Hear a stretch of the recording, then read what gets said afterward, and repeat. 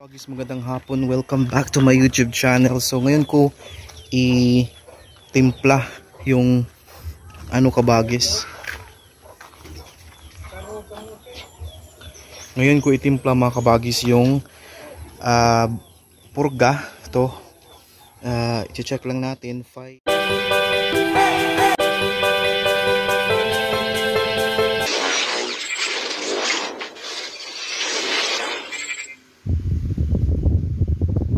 Siya 5 grams Latigo 1000 2% soluble powder. So ganyan yung mga ginagamit natin mga kabagis, kasi naman wala pa namang isang buwan nagpurga na tayo. So kasi kailangan na nating i-follow up yung purga kaagad para mas mabilis yung paglaki nila, no? Especially dun sa brown. So hapon, tinatry ko magpurga ng hapon kasi iniisip ko kung hapon, so normally hindi na natin yan maligo kasi nga gabi na, no? Maggabi na after mga ilang oras. So maganda to avoid lang sa problem, kasi nga kahit ako hindi pa rin ako mga kawagis, hindi pa rin ako, sabi nila hindi daw yan totoo yung liguan, maano yung baboy, but ako pina-follow ko pa rin yan kapag ginagawa ko, kasi kung biik pa talaga, hindi ko pinapaliguan yung baboy 2 to 3 days after mapurga. Pero kung ganyan nakalaki, 2 months na mahigit, after a day pwede ko na siyang paliguan agad, no?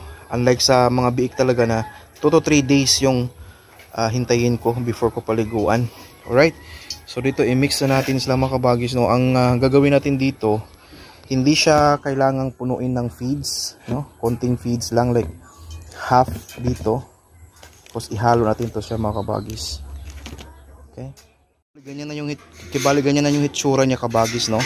So lagyan na natin ng tubig, tapos i-make sure natin na talagang ma-mix siya sa feeds and before natin ipakain. So may nagtanong din pala, itong Vitamin Pro na powderized na vitamins, pwede ba yan direktang ihalo sa feeds? Ang masasabi ko, mas maganda ihalo to sa tubig ang ganito, kasi nga mayroon siyang mga indications, directions na mas mainam at mas talagang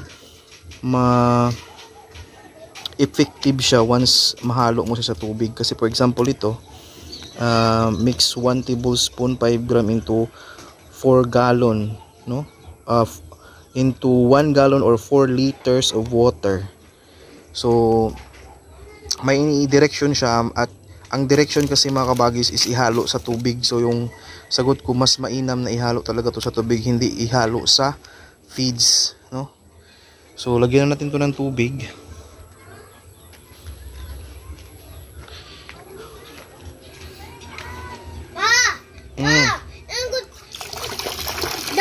Kuangan betaw ko. Okay. Ganyan na siya. Hintayin ko lang ito ma-mix to ng mabuti. 5 to 10 minutes, okay na yan mga kabagis, no? Then ibigay na natin doon. So mayroon tayong panghalo. Hinahalo ko ng mabuti to before natin ibigay. And mas mainam na talagang yung yung na sip-sip na ng feeds yung buong tubig. Maya 5 to 10 minutes. Balikan lang natin. Yan, habang hinihintay natin yun na sip-sip ng feeds yung tubig na may halong Latigo 1000, pakainin muna natin ng talbos. By the way, first time kong purga ng Latigo na hapon, kasi normally ang pagpurga ko is morning or tanghali. Pero subukan natin yung gabi kung ano yung resulta, no? Try natin lahat yung So ito, maganda yung mga kabagis na itatry natin lahat yung possibility na pwede nating gawin, no?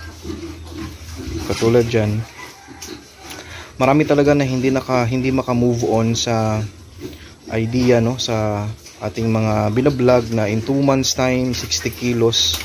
Imagine niyo naman ganyan kalaki. 2 months pa yan at 3 days.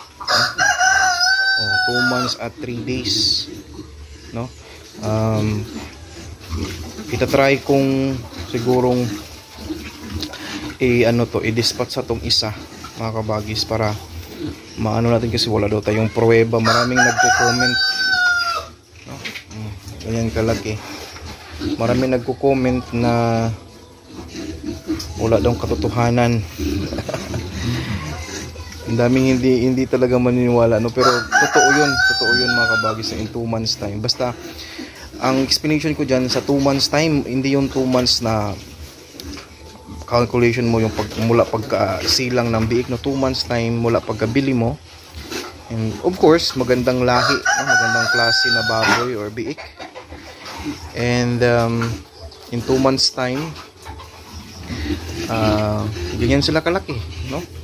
So normally ang karamihan na experience ko, 2 months time 60 kilos, 60 plus is yung biik pa lang nagkikilo na sila ng 11 pataas. Yung may 11 kilos, may na-try na rin akong 12 kilos, 13 kilos pagkabili pa lang, no? Kinikilo ko kasi yan, or ipapakilo ko sa may-ari yung biik nila pagkabili pa lang. So yung mga ganong klaseng kilo na biik, pagkabili mo 11, 12, 13, walang duda in 2 months time 60 plus yan, or 60 kilos exactly. Ganyan. Pero kung mabili mo biik katulad ng brown na yan, 8 kilos lang, then talagang imposibleng makaabot yan ng 60 kilos in 2 months, no? In-acknowledge naman natin, hindi naman tayo hipokrito, no, na ganyan. Kasi may mga biik talaga na maliit, no? Like 8 kilos lang. May biik din na 6 kilos, 5 kilos, ganyan.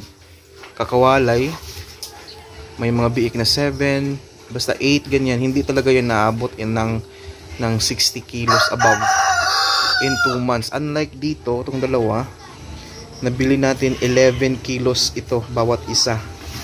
So sabi ko nga 11 pataas, 11, 12, 13. Kapag ganyan klaseng biik yung mabili mo, mabigat, malaki, in 2 months time talagang posible yung 60 plus or 60 kilos exactly. Magbenta tayo ng isa nito, mga kabagis, no? Kasi mayroong pumunta kanina, kailangan na talaga nilang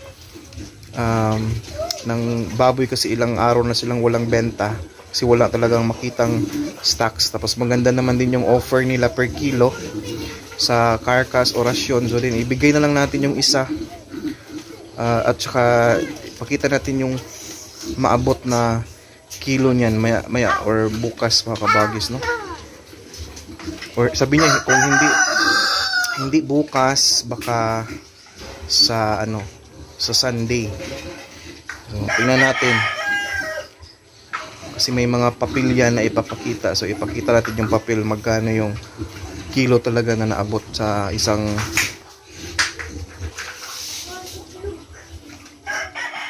So, yan, parang nasip-sip na nyo. Mix lang natin konti.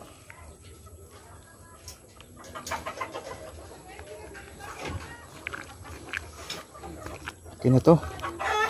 Yan, ano lang natin, mga kabagis, na gutom na sila. So time check, nasa na tayo, alas 5:45 na ng hapon.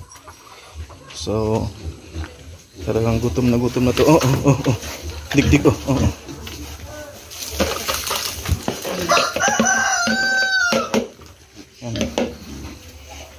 So ang gagawin natin, talagang natin, mga kabagis, i-spread para makain sa lahat. Hindi ko Yan.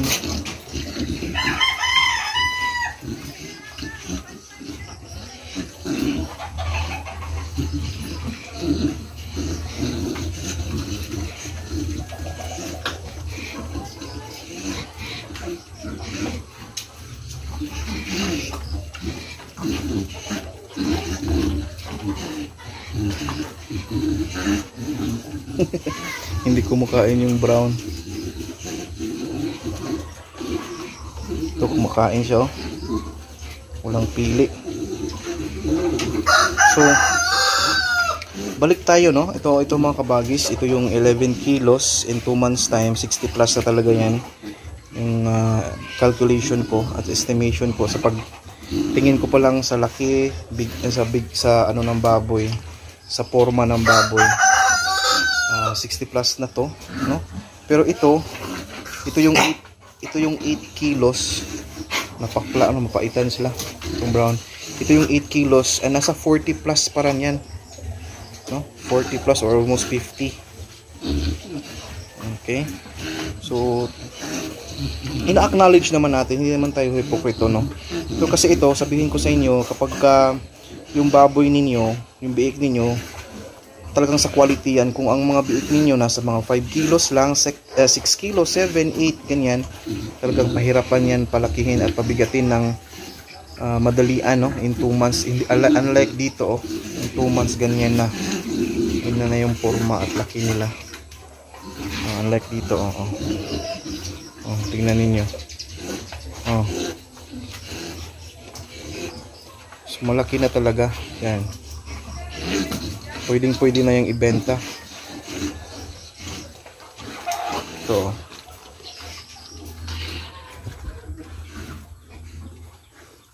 pwede na ibenta. Ito ibenta natin to this Saturday or Sunday. Ayan, oh.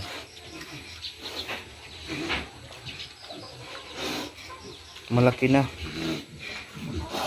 So tingnan ninyo, hindi kaagad kinain, pero balik-balikan nila yan hanggang maubos. Kaya double purpose yung ginawa, na konting-konti lang yung feeds para in case hindi nila maubos, then konti lang, no? Hindi yung lahat ng 3 kilos or 2 kilos lagyan mo ng, haluan mo ng latigo o yung pampurga. Ano.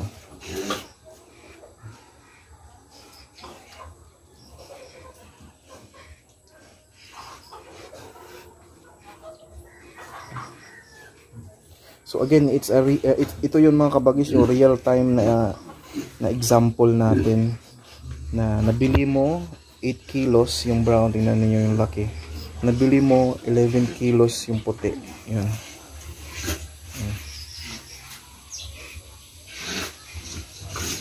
So that's the difference. Kaya hindi yun kasinungalingan na 2 months 60 kilos. Totoo yan. Pero again, may disclaimer siya, depende sa klase at laki ng biik na nabili mo at nasimulan mo, no? Alright, so I hope clear tayo dyan, kasi marami pa rin hindi naka-move on, mga kabagis, hanggang ngayon, no? Hindi sila naka-move on at sinasabi pa rin hindi totoo. Sinishare ko nga yung aking mga practices kasi nga gusto ko ring ma-benefit yung iba dyan na hirap silang makuha yung mga ganong klaseng timbang. Mayroong mga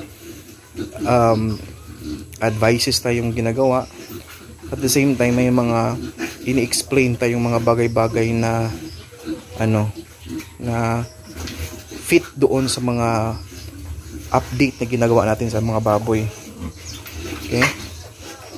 So totoo yung 2 months 60 kilos yung maabot natin kung ganito klase, no? Yan kalaki.